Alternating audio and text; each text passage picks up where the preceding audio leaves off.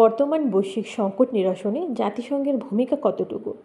বিশ্ব শান্তি প্রতিষ্ঠার ক্ষেত্রে জাতিসংঘ নিরাপত্তা পরিষদের সংস্কার কতখানি গুরুত্বপূর্ণ তা আলোচনা করুন। বর্তমান বৈশ্বিক সংকট নিরসনে জাতিসংঘ একটি গুরুত্বপূর্ণ ভূমিকা পালন করে, তবে এর কার্যকারিতা নির্ভর করে বিভিন্ন বিষয়ের উপর, যেমন সদস্য রাষ্ট্রগুলোর সমন্বয়, অর্থায়ন এবং রাজনৈতিক ইচ্ছাশক্তি। জাতিসংঘের ভূমিকা কয়েকটি দিক হলো: 1 নাম্বার, মানবিক সহায়তা প্রদান। জাতিসংঘের বিভিন্ন সংস্থা যেমন World Food Programme, United Nations High Commissioner for Refugee, United Nations International Children's Emergency Fund, বৈশ্বিক সংকট যেমন দুর্ভিক্ষ, শরণার্থী সমস্যা এবং প্রাকৃতিক দুর্যোগ মোকাবেলায় উল্লেখযোগ্য ভূমিকা পালন করে। তারা ক্ষতিগ্রস্ত এলাকায় ত্রাণ সরবরাহ ও পুনর্বাসন কার্যক্রম পরিচালনা করে। নাম্বার 2, শান্তি রক্ষা ও সংঘাত সমাধান। জাতিসংঘ শান্তিরক্ষা মিশন, পিস কিপিং অপারেশন, সংঘাতপ্রবণ অঞ্চলে শান্তি প্রতিষ্ঠায় গুরুত্বপূর্ণ ভূমিকা পালন করে। তারা যুদ্ধবিরতি পর্যবেক্ষণ, নাগরিকদের সুরক্ষা প্রদান এবং শান্তি আলোচনা ত্বরান্বিত করতে সহায়তা করে। নাম্বার 3, টেকসই উন্নয়নের লক্ষ্য, এসডিজি। জাতিসংঘ বৈশ্বিক উন্নয়নকে সমর্থন করার জন্য সাস্টেনেবল ডেভেলপমেন্ট গোলস নির্ধারণ করেছে। এর মাধ্যমে দারিদ্র্য দূরীকরণ, জলবায়ু পরিবর্তন মোকাবেলা এবং বৈষম্য কমানোর মতো গুরুত্বপূর্ণ বিষয়গুলোতে কাজ করা হয়। জলবায়ু পরিবর্তন মোকাবেলা। জলবায়ু সংকট মোকাবেলায় জাতিসংঘের IPCC, intergovernmental panel on climate change এবং COP, conference of the parties মিটিংগুলো খুবই গুরুত্বপূর্ণ। তারা আন্তর্জাতিক জলবায়ু চুক্তি যেমন প্যারিস চুক্তি বাস্তবায়নে কাজ করে। মানবিক রক্ষা। জাতিসংঘের মানবাধিকার কাউন্সিল ইউএনএইচআরসি বৈশ্বিক মানবাধিকার লঙ্ঘনের বিরুদ্ধে সচেতনতা বৃদ্ধি এবং নীতি নির্ধারণে ভূমিকা পালন করে। তারা বিভিন্ন দেশে মানবাধিকার পরিস্থিতি পর্যবেক্ষণ এবং সুপারিশ প্রদান করে থাকেন। জাতিসংঘ বৈশ্বিক সংকট মোকাবেলায় একটি গুরুত্বপূর্ণ মঞ্চ এবং সমন্বয়ের ভূমিকা পালন করে। যদিও তাদের কার্যক্রম সবসময় প্রত্যাশিত ফল দেয় না, তবুও এটি আন্তর্জাতিক সহযোগিতা এবং সমাধানের একটি গুরুত্বপূর্ণ মাধ্যম হিসেবে কাজ করে। সদস্য দেশগুলোর সক্রিয় অংশগ্রহণ এবং সহায়তা ছাড়া জাতিসংঘের কার্যকারিতা পুরোপুরি বাস্তবায়িত হওয়া সম্ভব নয়। বিশ্ব শান্তি প্রতিষ্ঠার ক্ষেত্রে জাতিসংঘ নিরাপত্তা পরিষদের সংস্কারের গুরুত্ব। 1945 সালের 24 অক্টোবর জাতিসংঘ সনদ কার্যকরের মাধ্যমে আনুষ্ঠানিকভাবে জাতিসংঘ গঠিত হয়। এর আগে 26 জুন যুক্তরাষ্ট্রের সান ফ্রান্সিসকো শহরে জাতিসংঘ সনদ স্বাক্ষরিত হয়। জাতিসংঘের প্রতিষ্ঠাকালীন সদস্য 51টি, বর্তমান সদস্য 193টি। জাতিসংঘ সদর দপ্তর যুক্তরাষ্ট্রের নিউ ইয়র্ক শহরে। প্রথম বিশ্বযুদ্ধের ভয়াবহতা এবং ধ্বংসযজ্ঞ বিশ্ব বিবেককে জুগিয়েছিল বিশ্ব শান্তি প্রতিষ্ঠার জন্য একটি নিরাপদ সংগঠন গড়ে তুলতে, আর তারই ফলশ্রুতিতে গড়ে উঠেছিল লিগ অফ নেশন। জাতিসংঘের সনদ মোতাবেক এর উদ্দেশ্য এবং মূলনীতিসমূহ বাস্তবায়নের জন্য 6টি শাখা ও বিভাগ রয়েছে: সাধারণ পরিষদ, নিরাপত্তা পরিষদ, অর্থনৈতিক ও সামাজিক পরিষদ, ওসি পরিষদ, আন্তর্জাতিক আদালত এবং জাতিসংঘ সেক্রেটারিয়েট। নিরাপত্তা পরিষদ। বিশ্ব শান্তি ও নিরাপত্তা নিশ্চিত করার মূল দায়িত্ব এই পরিষদের উপরে ন্যস্ত রয়েছে। এটি জাতিসংঘের সর্বাপেক্ষা গুরুত্বপূর্ণ শাখা। নিরাপত্তা পরিষদ সাধারণ পরিষদের তুলনায় অনেক ক্ষুদ্র পরিসরের, তবে নিরাপত্তা পরিষদকে বলা হয় জাতিসংঘের শাসন বিভাগ। নিরাপত্তা পরিষদ 5টি স্থায়ী এবং 10টি অস্থায়ী সদস্য সহ মোট 15টি সদস্য সমন্বয়ে গঠিত হয়। অস্থায়ী সদস্যগণ 2 বছরের জন্য সাধারণ পরিষদের মাধ্যমে নির্বাচিত হয়। নিরাপত্তা পরিষদের স্থায়ী সদস্য হল যুক্তরাষ্ট্র, যুক্তরাজ্য, চীন, ফ্রান্স এবং রাশিয়া। 1945 সালে ইয়াল্টা সম্মেলনের মাধ্যমে এই স্থায়ী সদস্য দেশগুলোকে ভেটো ক্ষমতা প্রদান করা হয়। 1965 সালের পূর্বে এই সদস্য ছিল 11টি, অর্থাৎ অস্থায়ী সদস্য ছিল 6টি। পরে তা বৃদ্ধি করে 10-এ উন্নীত করা হয়। কার্যাবলী। বিশ্ব শান্তি এবং নিরাপত্তা রক্ষার মূল দায়িত্ব নিরাপত্তা পরিষদের উপরে ন্যস্ত। কারণ এটি শুধু সিদ্ধান্ত গ্রহণই করে না, বরং তা বাস্তবায়নের জন্যও কাজ করে। সাংবিধানিক বা নির্বাহী সংক্রান্ত কার্যাবলী। নিরাপত্তা পরিষদের সুপারিশক্রমে সাধারণ পরিষদ নতুন কোনো সদস্য গ্রহণ কিংবা স্থায়ী বা অস্থায়ীভাবে বহিষ্কার করতে পারে। নিরাপত্তা পরিষদ সেক্রেটারি জেনারেল হিসেবেও নিয়োগের ব্যাপারেও সুপারিশ করে। এছাড়া আন্তর্জাতিক আদালতের বিচারক নিয়োগের ক্ষেত্রেও তার ভূমিকা রয়েছে।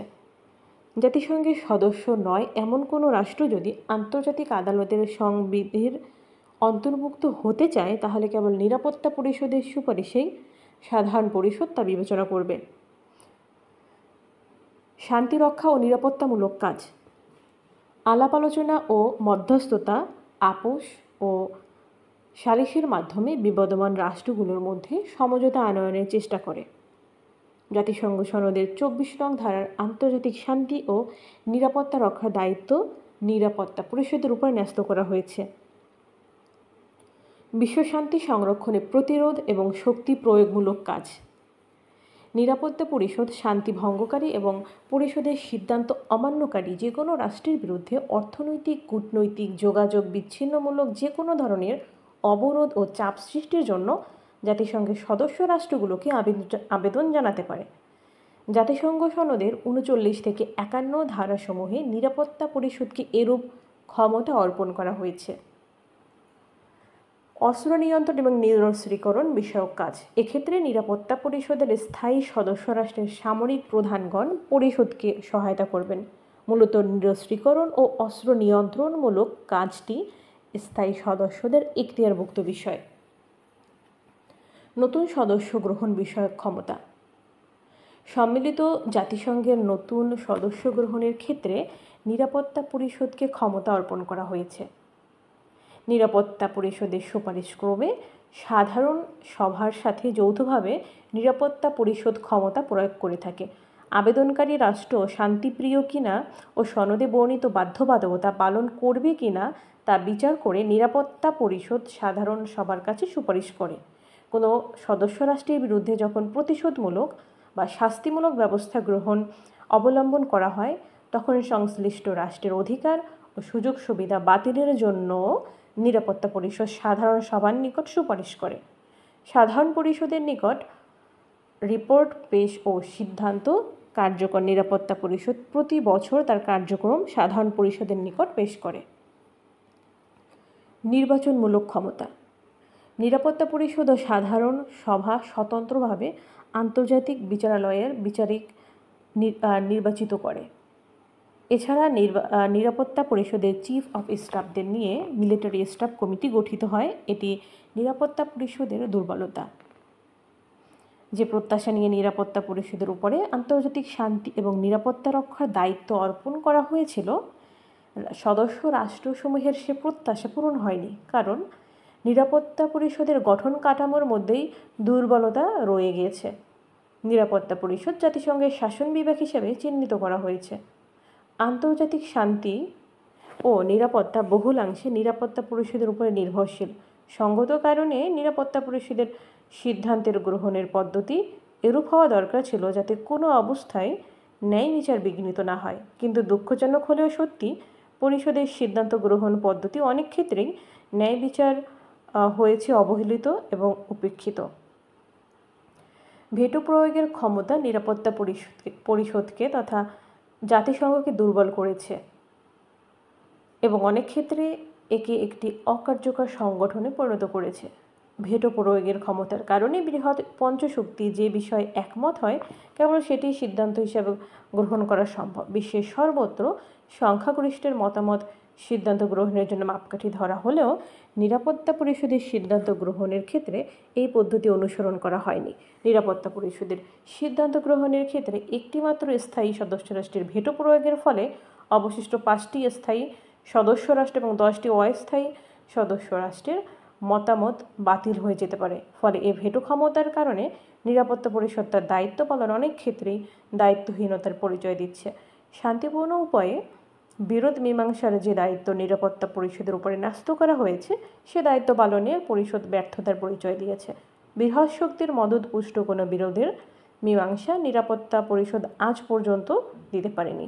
ভিয়েতনাম এবং মধ্যপ্রাচ্যের ঘটনাবলী তার প্রমাণ।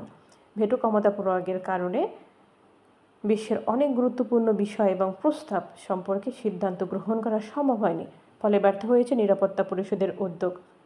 উদাহরণস্বরূপ, গণচীনের ভেটোর কারণে বাংলাদেশ স্বাধীনতার অব্যাহতির পরে জাতিসংঘের সদস্য পায়নি।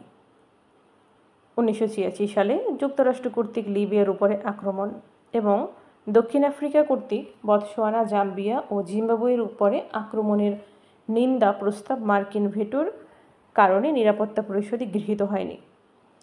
কোরিয়া যুদ্ধ, আরব ইসরায়েল যুদ্ধ, প্যালেস্টাইন যুদ্ধ প্রভৃতি বহু ঘটনার নিষ্পত্তি কেবল ভেটোর কারণে বাস্তবায়নের মুখ দেখেনি। জাতিসংঘ মহাসচিব ব্রুটুস ঘালির পুনর্নির্বাচন মার্কিন ভেটোর কারণে সম্ভব হয়নি। সম্প্রতি কাশ্মীর সমস্যা, ইরান ইস্যু, উত্তর Korea issue, Crimea issue, Rohingya সংকট, উইঘুর সংকট, সিরিয়া ইস্যু, হংকং সংকট, বাণিজ্য যুদ্ধ, পরমাণু ইস্যু প্রভৃতিও ভেটো ক্ষমতার কারণেই সুরাহা হচ্ছে না। বর্তমানে বিশ্ব অর্থনীতি এবং ভূ রাজনৈতিক পটভূমিতে জাতিসংঘের নিরাপত্তা পরিষদের সংস্কার সাধন প্রয়োজন, তা সবাই স্বীকার করে নিয়েছে। সমসাময়িক বিশ্বের ভূ রাজনৈতিক এবং অর্থনৈতিক শক্তির ভারসাম্যের প্রতিফলনে নিরাপত্তা পরিষদকে অধিক কার্যকর করার জন্য নিম্নলিখিত পদক্ষেপগুলো গ্রহণ করা যেতে পারে। সদস্যদের অনুপাতে নিরাপত্তা পরিষদের সদস্য সংখ্যা বৃদ্ধি। 1954 সালে প্রতিষ্ঠার সময় জাতিসংঘের সদস্য সংখ্যা ছিল 51টি, আর তখন নিরাপত্তা পরিষদের সংখ্যা ছিল 11টি। তার মধ্যে স্থায়ী 5 এবং অস্থায়ী 6।